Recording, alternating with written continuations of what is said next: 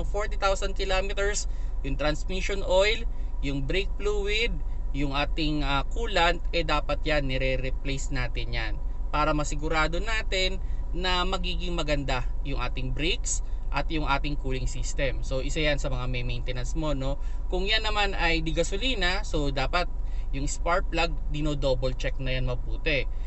Depende kasi sa spark plug, ano, kung yung iridium yan, normally mga 80,000 kilometers yun pinapalitan. Kung yung ordinary yan, mga 10 to 20,000 kilometers dapat pinapalitan na yan.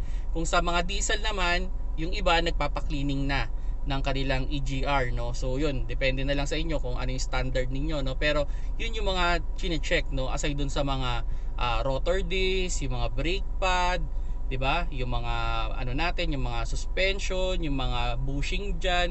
So as much as possible, lahat ng pwedeng yung i-check ay i-check niyo na pagdating ng